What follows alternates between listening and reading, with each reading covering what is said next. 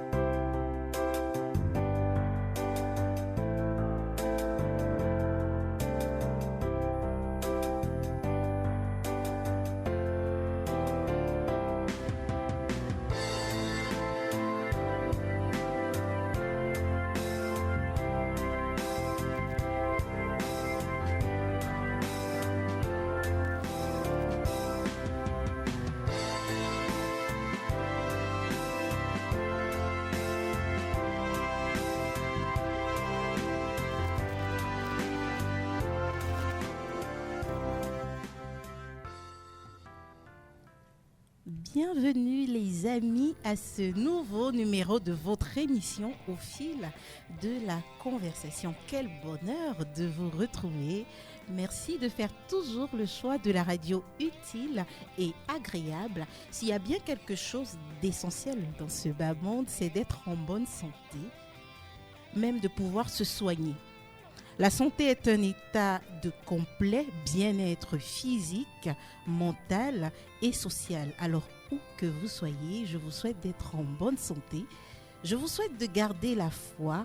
Si en ce moment, ces zones de turbulence, c'est pas grave, c'est la vie avec ses hauts et ses bas.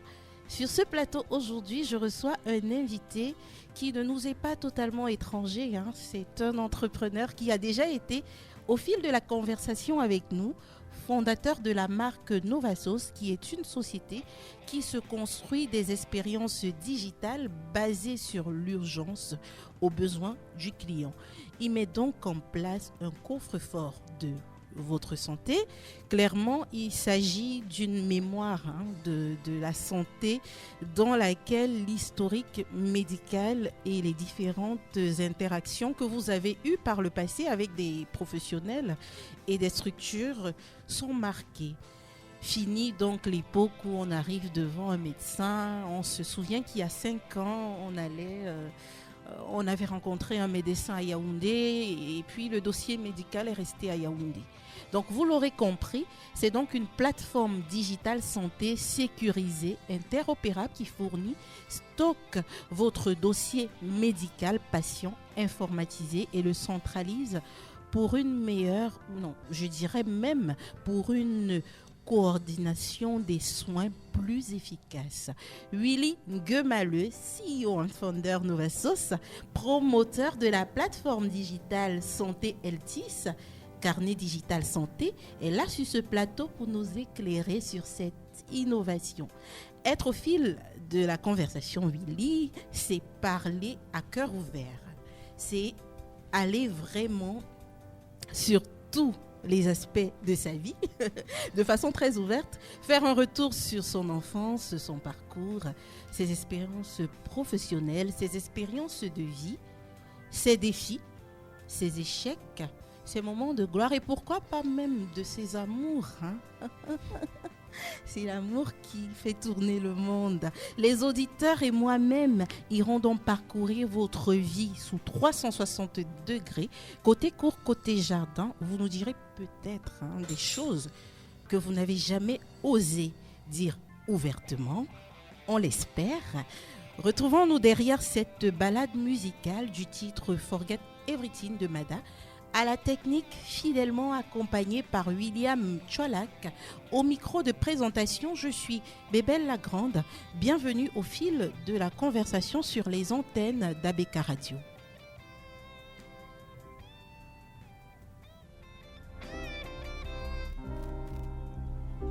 Forgive me for being so weak. Not you after stray. if I can't stop crying.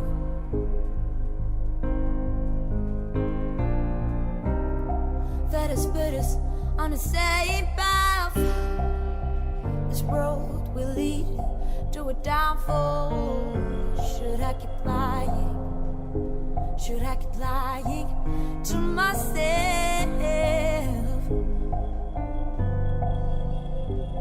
In my head, it's exploding, but I feel this feeling, that I feel inspiration, I feel this weakness.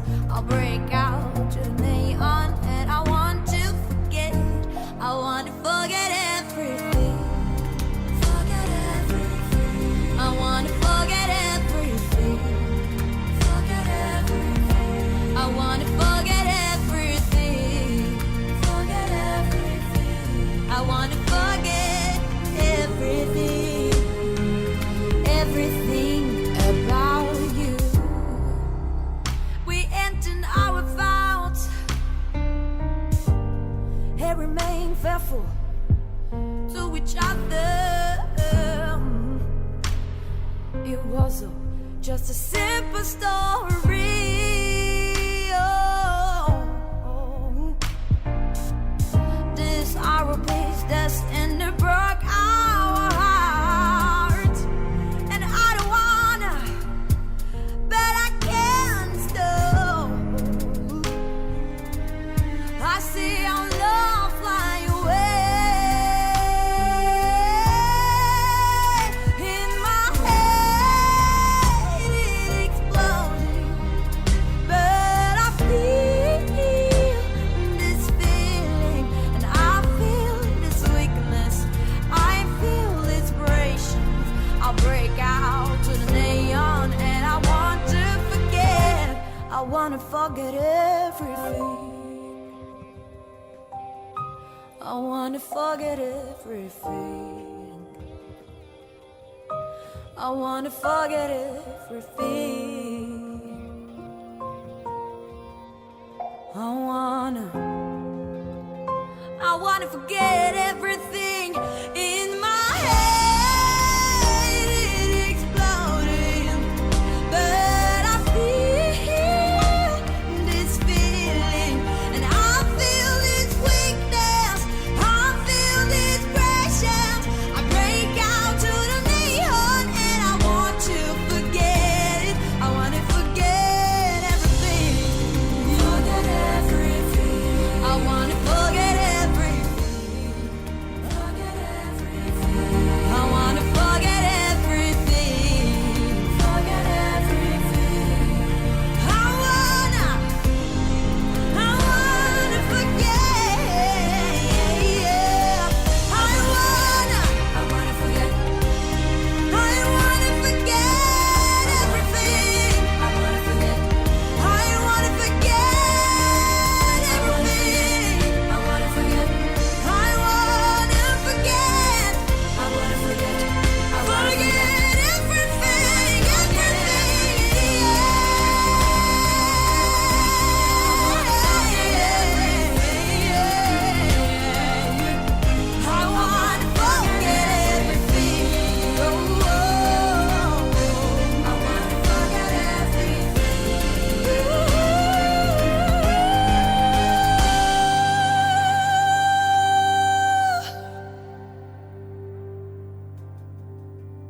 I wanna forget everything about you.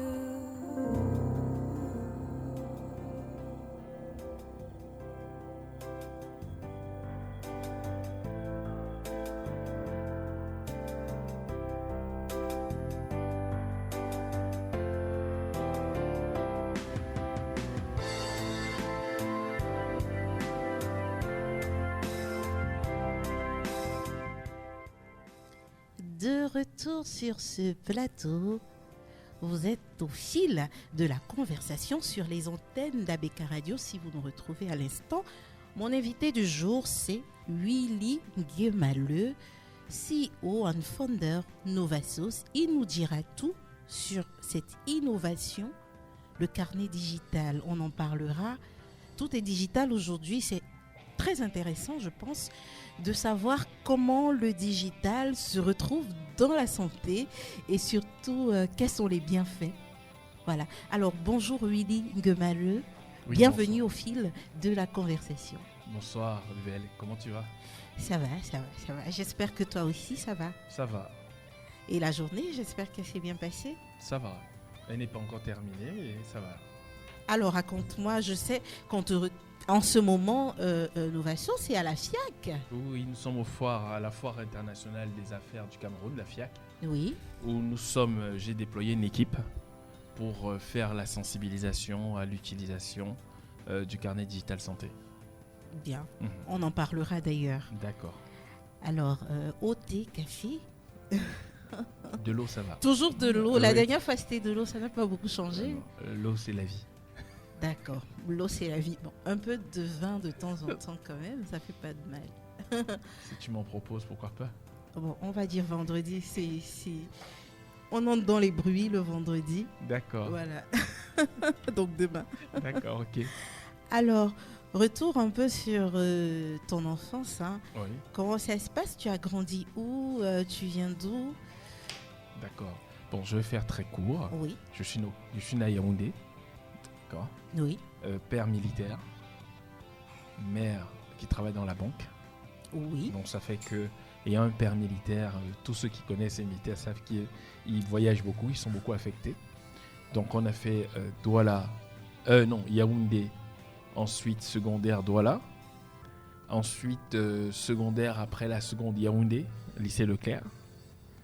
Et puis après, j'ai eu la chance de pouvoir continuer en Europe, en France précisément, où j'ai fait le premier cycle jusqu'en DUG, jusqu'en licence à l'université. Et après, j'ai intégré une école d'ingénieur sur concours de ce dossier. Voilà. J'ai fait donc un parcours, j'ai fait une école d'ingénieur informatique à l'EPITA, donc une école sur Paris, qui est très réputée pour son côté informatique, son côté geek surtout. Et puis après ça, vie professionnelle. Et Willy, c'est 10 expériences, hein, il faut le dire. S'il fallait lister, on l'a fait ici la dernière fois. D'accord. S'il fallait relire un peu tout ce parcours, je crois qu'on aura au moins 15 minutes. La dernière fois, j'ai galéré. Hein. Ah bon. Mais en fait, Tellement, voilà. il faut résumer parce qu'en fait, en général, les ingénieurs, Oui, quand ils sortent d'école, ils ne sont pas encore fixés sur la spécialité, puisque avant, elle est restée plus théorique que pratique. Donc pour ça, il y a ce qu'on appelle des SS2I, des sociétés de services, qui embauchent plein d'ingénieurs et qui vous envoient qui vous mettent sur des missions. Donc ça peut être dans la banque, ça peut être dans la téléphonie. Donc du coup, vous avez sur 3-4 ans une expérience dans la banque, une expérience dans la téléphonie. Vous pouvez même avoir une expérience dans la bourse. Et tout ça va permettre à jeune ingénieur débutant, de pouvoir vraiment faire son choix après sur les missions sur lesquelles il veut évoluer. Et après, maintenant, il va se stabiliser. Donc, en général, sur les 10 premières années, vous êtes beaucoup ballotté dans plusieurs domaines. Donc, moi, j'ai commencé par la téléphonie. Après, j'ai fait la banque. Après, j'ai fait la bourse, la gestion de portefeuille, avant de revenir dans la téléphonie. D'accord. Et ensuite, après, je me suis dédié au web. Et après, je rentre au Cameroun chez CFAO. Ça n'a plus rien à voir dans tout ce qui est hardware, oui. dans le système d'information. Voilà. Donc, entre-temps, je touche un peu à tout. Donc, ce sont des missions de 2 ans chez un client. Donc, c'est pour ça que le CV est étoffé. C'est-à-dire qu'on est dans la même entreprise, mais on a pu travailler souvent en détaché. 1 an chez un client. Donc, vous ne revenez plus dans votre entreprise mère. C'est ça. On vous payait votre salaire, mais vous étiez plutôt considéré comme employé de ce client-là. D'accord, donc c'est ce qu'on appelle la régie. Donc j'ai travaillé beaucoup donc sur ces missions-là. Ça vous permet d'avoir de l'expérience dans plusieurs domaines. Et puis quand j'arrive donc au Cameroun, parce que j'étais soucieux de rentrer au Cameroun après plus de 10 ans. Donc quand je rentre au Cameroun, j'ai la chance de pouvoir être chez CFAO Technologies, qui à cette époque-là était quand même la structure qui embauchait les ingénieurs de mon style. Ou bien il fallait être chez Orange ou chez MTN. Donc, c'était que ces possibilités-là. J'ai pu être chez CFAO. Et encore chez CFAO, eux, ils travaillent encore avec plusieurs clients, dont MTN, Orange, les banques. Donc là, j'étais chef de projet et puis d'infrastructure. Et après CFAO, Socitech, toujours des sociétés d'intégration, jusqu'à pouvoir être à mon compte. Voilà. Alors, mais quel beau parcours, hein. Vous venez de nous lister là. On imagine qu'il n'a pas été parsemé de roses. Il a eu certainement pas mal d'embûches. Est-ce qu'on en parle un peu de ces embûches-là, de ces difficultés? Oui, sorti de l'école, quand on est quand même dans un milieu européen, c'est un peu plus facile parce que les gens ont l'habitude de faire les choses comme il faut se faire, comme ça doit se faire. Donc, embrasser la vie professionnelle n'a pas été quelque chose de compliqué. Mais par contre, trouver sa voie dans la vie professionnelle, c'est ça qui est plus dur. Parce que ce n'est pas parce qu'on vous appelle, vous commencez à travailler quelque part et on vous donne un salaire un peu intéressant que ça veut dire que c'est ce que vous voulez faire plus tard. Donc il fallait pouvoir trouver. Moi, j'étais dans le domaine du logiciel, du développement, parce que j'ai une spécialité dans le génie logiciel. Donc quand moi je sors de l'école, je suis donc déjà au départ affecté dans des missions où il faut travailler sur la conception. Donc ça m'allait très bien. Bon, mais quand je reviens au Cameroun, par exemple, je crois que je l'ai dit la fois dernière, on fait du développement, mais on ne le valorise pas comme là-bas. Donc ici, c'est beaucoup plus la valorisation, la première étape d'infrastructure. Donc il a fallu me réadapter. Donc sur le fait de savoir connaître des serveurs, analyser une architecture d'une entreprise, ce que moi je ne faisais pas avant. Et donc j'ai dû m'adapter à ce niveau-là. Ensuite, pendant plusieurs années, c'est beaucoup d'infrastructures, soit une infrastructure bancaire, soit une infrastructure télécom. Donc il faut s'adapter à ces termes, mais ça reste toujours quand même dans l'informatique et l'électronique. Donc on n'est pas dépaysé, d'accord ?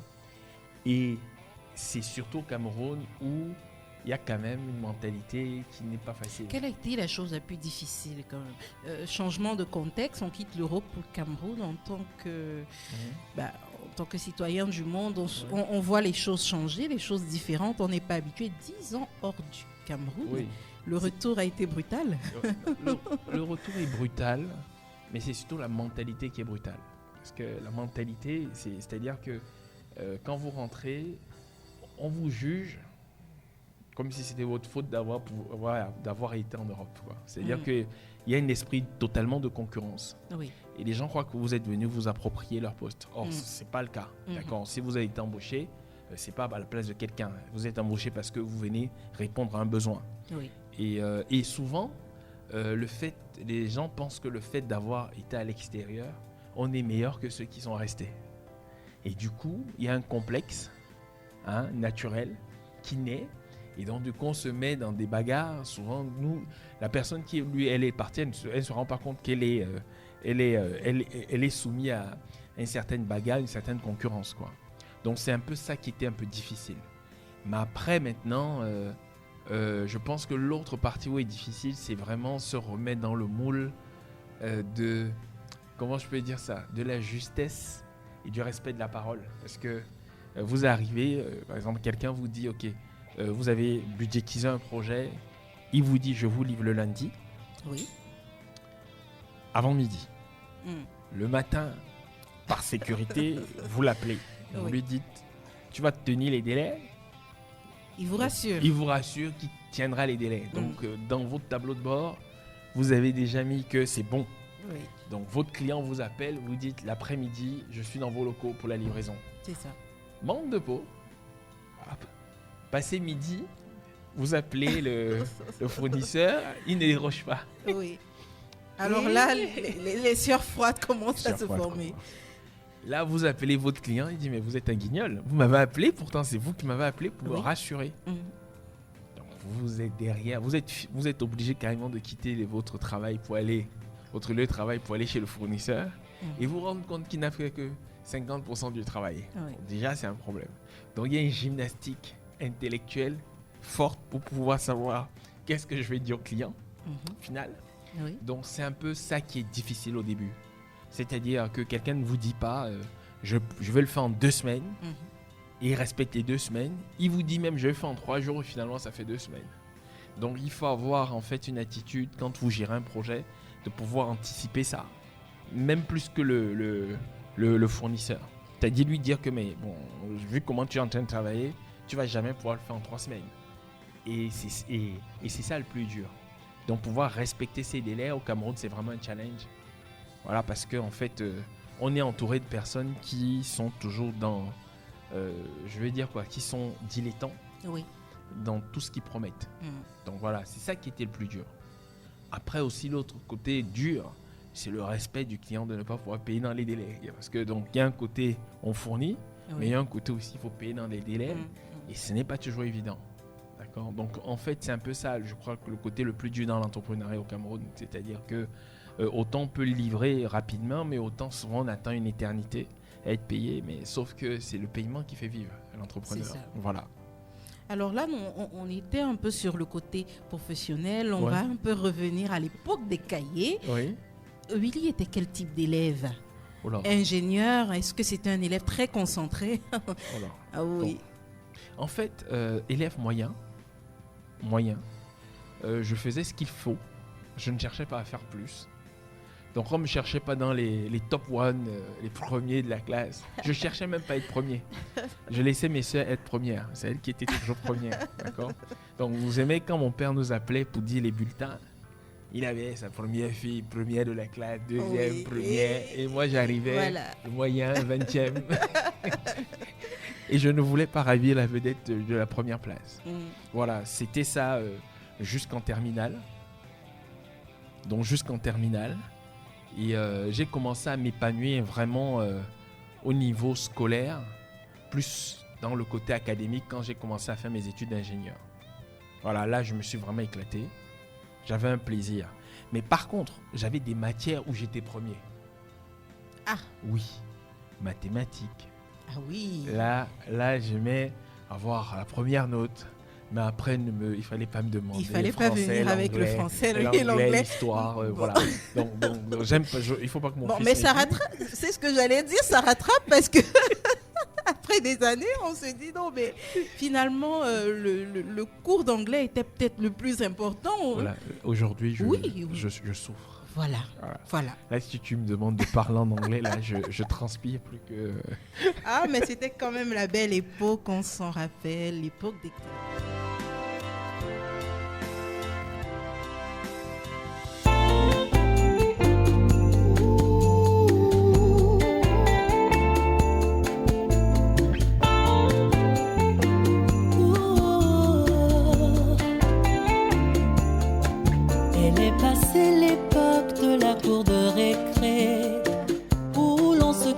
Pour s'embrasser. Elle est passée l'époque où l'on collectionnait les images de tous nos harlequins préférés. Elle est passée l'époque des bons des soirées. Avec les potes on s'est bien marré.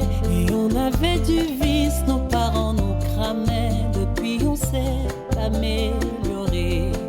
Où est passée ma bande de tarés? Je l'ai perdue avec mes cahiers. Où est passée cette folie que l'on avait? Je l'ai perdue avec les années. Qu'avons-nous fait nos rêves? On s'était juré que rien ni même le temps ne nous séparait. Qu'avons-nous fait nos rêves? Les a-t-on aussi abandonnés comme nos cahiers?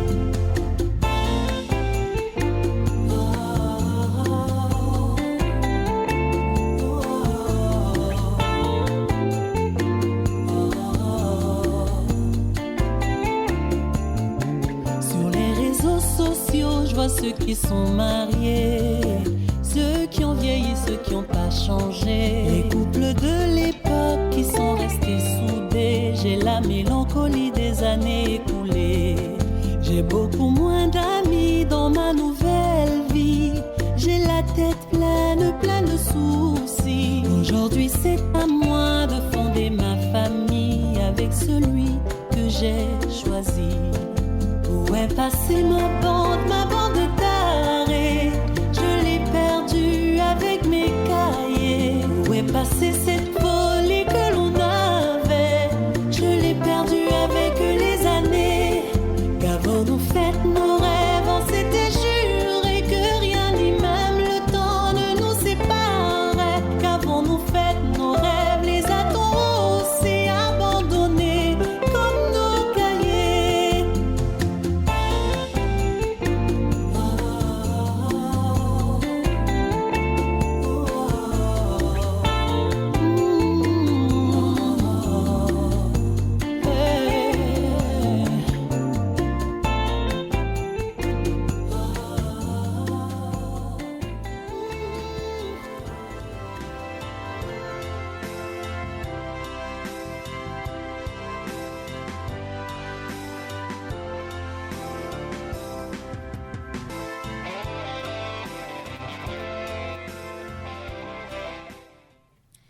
de retour sur ce plateau, vous êtes bien au fil de la conversation et la conversation se poursuit avec Willy Nguemaleu.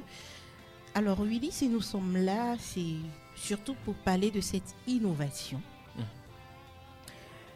Comment tout a commencé? Écoutez, je pense que les prérequis du fait que je fasse de la conception a joué beaucoup. Mais tout commence un dimanche soir quand j'amène ma mère de manière urgente à l'hôpital. Ma mère souffre d'une maladie chronique et l'asthme, en plus d'autres. Mais c'est un problème d'asthme. Et elle fait de grosses crises, elle est trop fatiguée, elle a du mal à respirer.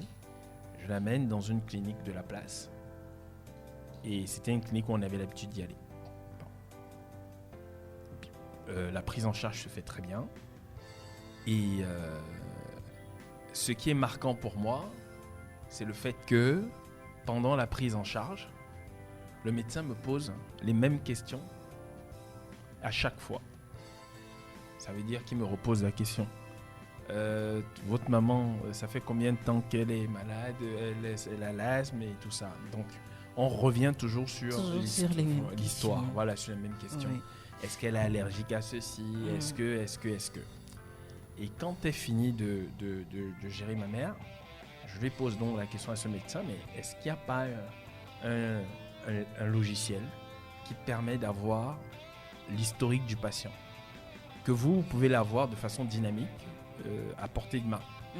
Parce qu'un médecin est souvent debout, il n'est pas toujours assis devant une machine. Et le médecin me dit, à sa connaissance, que lui n'en connaît pas. Sorti de là, je vais faire mes recherches. Je pose la question avant au médecin.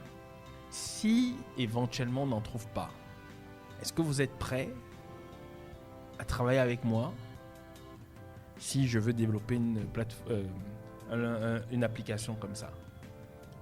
Le médecin me dit, ça sera avec plaisir. Ok. Je rentre. Pendant que ma mère s'est fait hospitaliser ce jour-là. Quand je rentre, j'essaye de rechercher. Donc, en ligne, sur Google, s'il y a des applications, je n'en trouve pas vraiment. En plus, Afrique, j'en trouve pas du tout. Il n'y a que des logiciels propriétaires de gestion hospitalière. C'est quand on arrive et on veut se faire hospitaliser. Beaucoup plus, voilà. Oui. Mais je ne trouve pas un soft qui va sortir de l'ordinaire, qui va permettre avec un téléphone, un médecin, de pouvoir, puisqu'aujourd'hui tout le monde a un téléphone, un smartphone, qui va lui permettre de pouvoir discuter avec son patient comme quand il fait autre chose. Et là, je me dis, c'est une niche. Et ça peut être une niche d'avenir parce que en Afrique, surtout en Afrique noire, le téléphone passe avant l'ordinateur. Aujourd'hui, le téléphone a supplanté l'ordinateur. La preuve, c'est que dans beaucoup de cliniques, il y a des ordinateurs, mais vous allez rarement voir un médecin les utiliser. Voilà. Donc, je me lance donc dans cette idée et je me dis comment je vais la réaliser. Okay. La première chose, c'est d'abord de faire une interview au médecin. Quelles sont les données importantes? Qu'est-ce qu'on doit stocker? Qu'est-ce qui est important lors de l'identification d'un patient?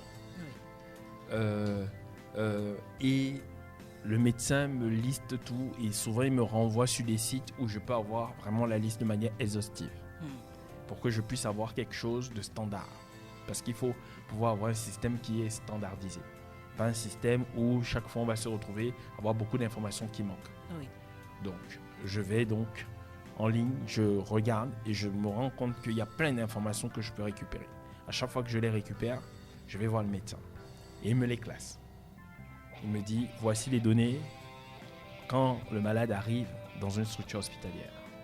Voici les données qu'on va poser quand on veut déjà être en pré-consultation. Voici les données les informations qu'on va demander quand on va faire la consultation. Après, il me dit, voici les acteurs pendant la consultation ou la pré-consultation. Donc voilà comment, tout doucement, je récupère les données et je commence à formaliser. C'est-à-dire en informatique, on dit formaliser. C'est-à-dire donner déjà penser déjà à comment ça va se représenter, cette application. Oui. Voilà. Donc, c'est cette recherche-là. Donc, automatiquement, du coup, ça me fait découvrir le milieu médical. Donc, moi, je suis informaticien et du coup, je m'imprègne de ce milieu. C'est-à-dire, comme j'ai le contact facile, je discute avec plusieurs médecins. Oui. Et j'essaie de de mémoriser ce qui revient le plus, ce dont ils ont besoin le plus. Donc, au fur et à mesure, j'enrichis mon dictionnaire de données que je vais utiliser pour mon application. D'accord ? Maintenant, le plus dur, c'est comment je vais la représenter, comment elle va devenir accessible. Et il faut qu'elle soit accessible et agréable à lire. C'est-à-dire, il ne faut pas que ça soit des données trop plates. Il faut que ça soit quelque chose en même temps de ludique. Puisque je trouve mon premier support, ce n'est pas l'ordinateur. L'ordinateur, ils ont déjà des ordinateurs. Mon premier support, c'est le téléphone ou une tablette. C'est ça mes premiers supports. Pour une raison. Le système doit pouvoir être utilisé. Peu importe où on se trouve, Oui. l'essentiel, c'est d'avoir une connexion Internet pour le moment. On est en train de voir la version où on n'aura pas du tout de connexion Internet et on pourra toujours être connecté. Donc, mais là, c'est de se dire, peu importe le support, surtout tablette ou téléphone. Alors, je questionne même un cousin à moi qui travaille au Canada. Il est urgentiste. Oui. Et quand je lui parle de ça, il me dit, gars, t'es en train de voir trop loin. Je dis pourquoi ? Il dit, nous au Canada, on n'a pas d'ordinateur. Quand on se balade dans l'hôpital, on a des applis qui sont installées sur notre téléphone. On se connecte, on s'identifie et on écrit directement dedans. Du coup, je me dis, c'est ça l'avenir. L'avenir, c'est plus l'ordinateur. L'avenir, ça sera de pouvoir soigner en étant mobile. C'est ça. L'Internet, c'est la mobilité. C'est la médecine mobile. On doit pouvoir être dans un bureau. Il y a un médecin. Il veut vous prendre en charge parce que vous avez un malaise. Il crée votre dossier en 2 secondes et il écrit dedans. Donc c'est ça. Moi, aujourd'hui, c'est ça. C'est cette mobilité-là. Et en mettant les informations clés. Parce qu'aujourd'hui, le médecin que je veux dire traditionnel, il a son stylo, il a l'ordonnancier et une demande de bilan. Il marche avec, il vous écrit un truc, il vous donne.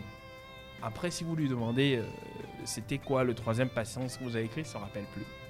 Bon, et souvent, il griffonne. C'est pas lisible. Donc, ça va résoudre tous ces problèmes, le fait que il saisisse avec son téléphone. Souvent, c'est voilà. une galère lorsqu'on a été chez le médecin et qu'on arrive en pharmacie, on nous remet un produit. Oui. On n'est pas sûr que c'est le produit écrit sur Sur l'ordonnance. l'ordonnance. On n'a pas les coordonnées du médecin. On se dit, est-ce qu'il faut le boire? Est-ce qu'il faut attendre? Il faut peut-être le rencontrer dans 1 semaine. Et Voilà. qu'est-ce qu'on fait? C'est compliqué. Voilà, et du coup, ça va résoudre tous ces problèmes Voilà. de lecture. Donc, quand on évolue dans la recherche, on a une première version qui sort. Alors, on fait d'abord un choix de couleurs. Et les couleurs, on met un choix rose, fuchsia, et un côté vert-bleu. Vert-bleu parce que les médecins sont souvent vert-bleu blues. Oui. Et le côté rose, c'est le côté beaucoup plus orienté féminin. C'est pas le sang, mais c'est beaucoup plus rose fuchsia. Et on veut se démarquer avec ces 2 couleurs-là sur la plateforme. D'accord ? Maintenant, là, je vous parle de la recherche que je fais. Et entre-temps, il y a des personnes qui vont se greffer à ce projet. D'accord ? Le médecin avec lequel je travaille, aujourd'hui, est devenu ma femme.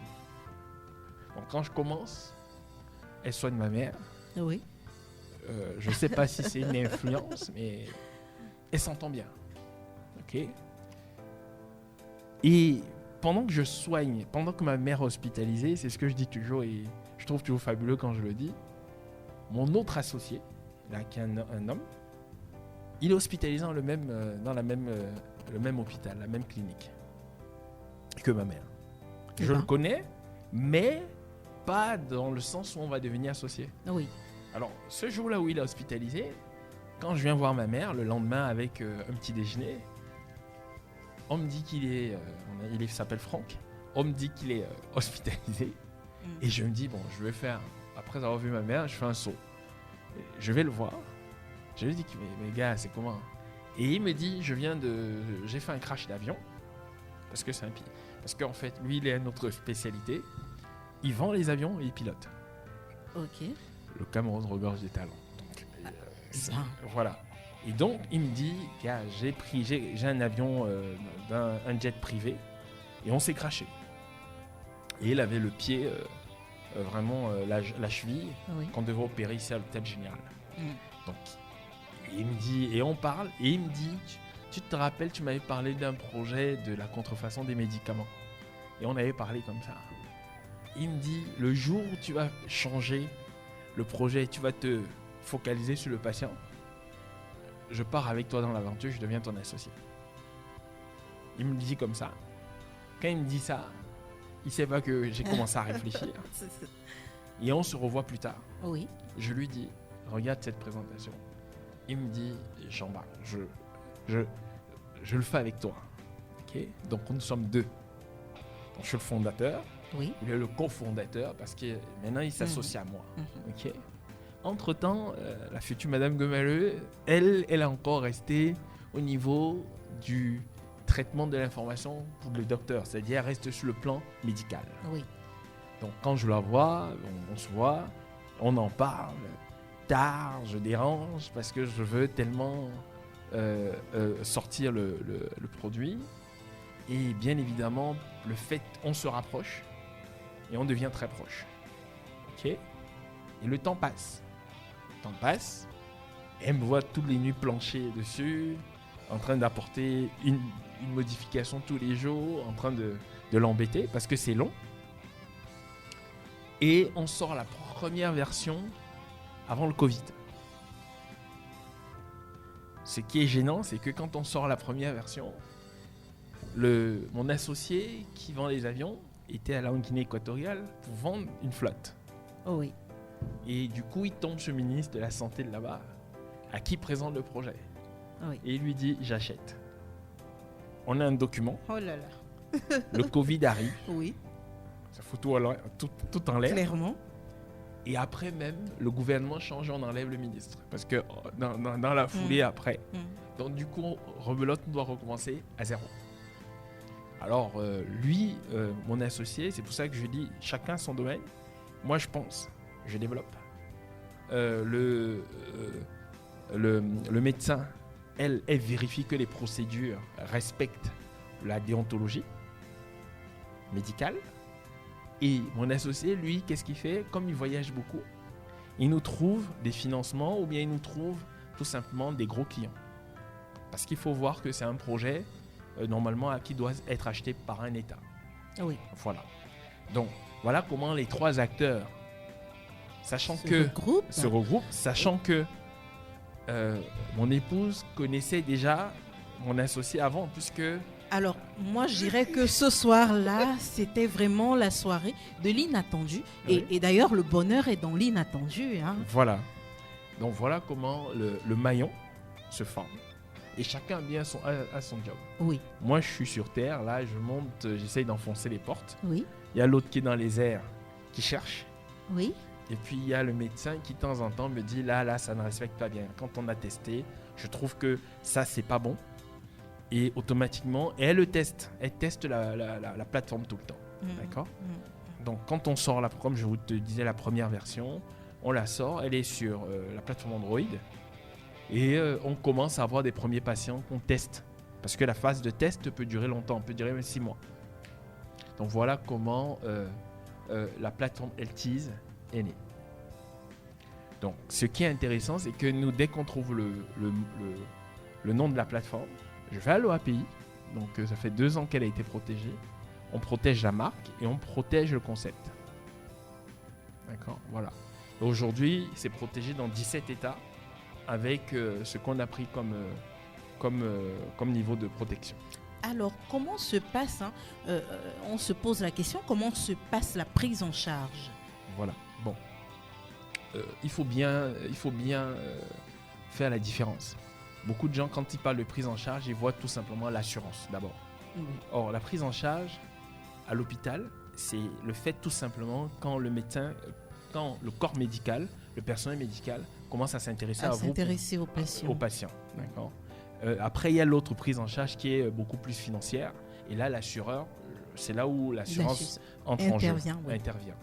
Donc, en général, tout simplement, dans la majeure partie des cliniques ou des hôpitaux, on a 3 phases. On a la première phase où on arrive à la réception. Et à la réception, en général, on est identifié. Ensuite, on vous envoie chez ce qu'on appelle communément les OPMS, tout ce qui est infirmier, aide-soignante, pour qu'elle fasse ce qu'on appelle les prises de paramètres, elle gère ce qu'on appelle la pré-consultation. Et ensuite, on passe à la phase de la consultation proprement dite. Et là, on vous envoie chez le médecin. OK ? Oui. Voilà, en général, le parcours quand on arrive dans un hôpital. Donc, la plateforme a été développée dans ce sens. La plateforme, première chose, elle permet donc à toute personne d'avoir un dossier. Pour moi, ce que j'appelle le dossier, et pour que vous voyez l'équivalent physique, le dossier à l'hôpital, c'est là que la grosse chemise, où dans l'entête, on a mis le nom, le prénom du patient. Parfois qu'on ne nous fournit pas. Hein. Voilà, nom, prénom du patient. Oui. Non, c'est normal, parce qu'il y a la loi. Voilà. Eux, ils doivent avoir normalement votre dossier. Et vous devez avoir une copie de votre dossier. Oui. Donc la grosse chemise où on a mis nom, prénom. Oui. On a mis certaines informations, votre médecin traitant, éventuellement même votre groupe sanguin, sur la première page. Et après, dedans, on va mettre les consultations qui vont être faites. Au fur, on va l'alimenter. Des consultations et des rapports qui ont été faits par le médecin chaque fois que vous êtes venu. D'accord ? Donc, en général, ce dossier, on le crée au début et souvent, on ne l'alimente pas. Je vous donne un docteur qui fait 30 consultations dans la journée.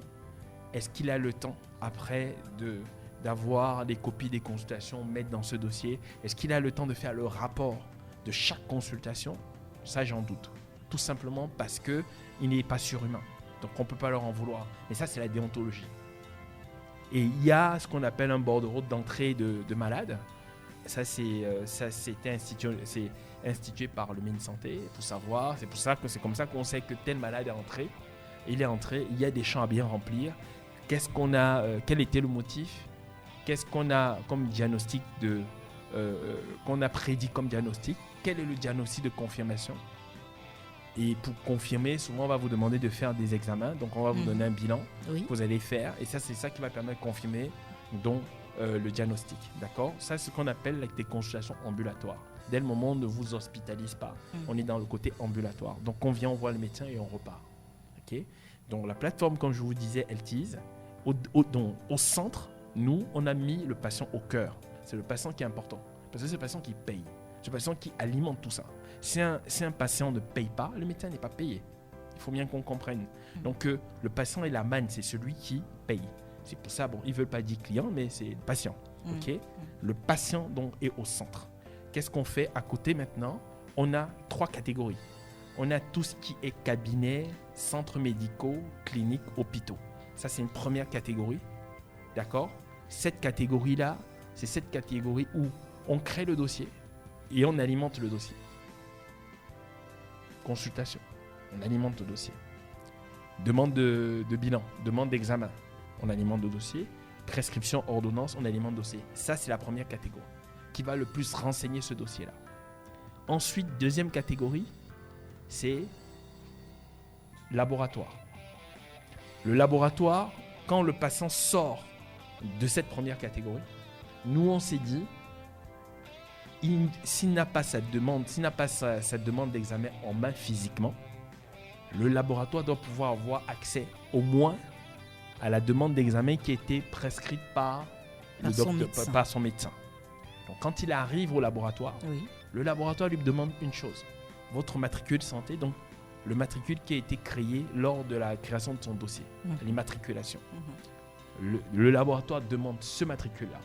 Et quand il a le matricule, il accède donc à la demande d'examen. OK ?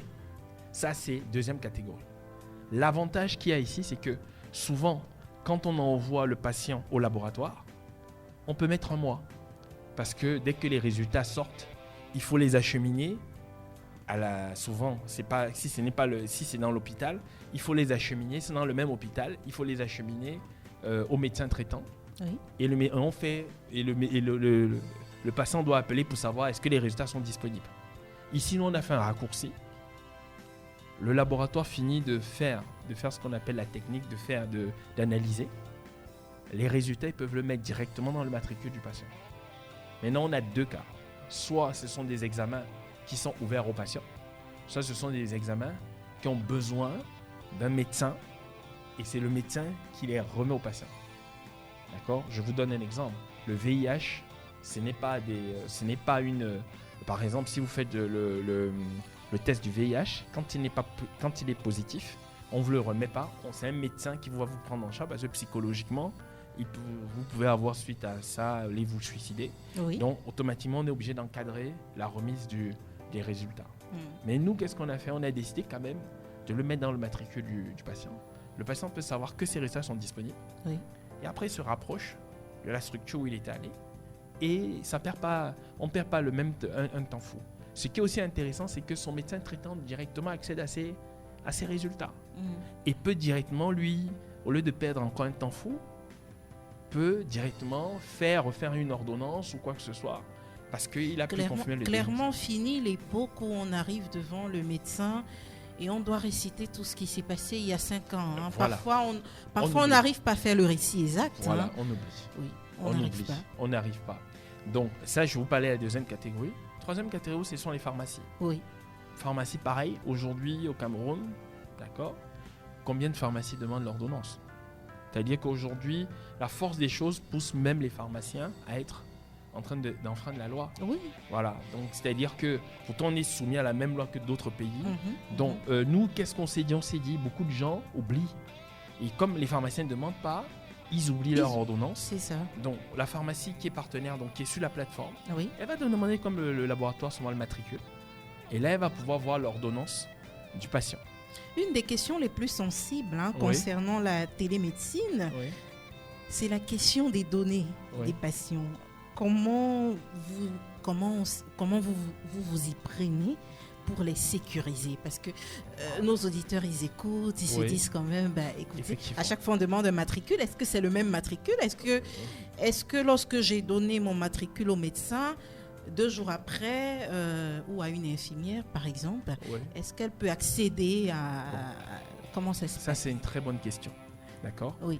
Aujourd'hui, il faut comprendre que le domaine dans lequel nous sommes, c'est un domaine totalement nouveau. Parce que même en Europe, ça ne se passe pas comme ça. Quand je dis nouveau, c'est parce qu'il y a quand même à légiférer au niveau juridique Oui. sur comment gérer ces données-là.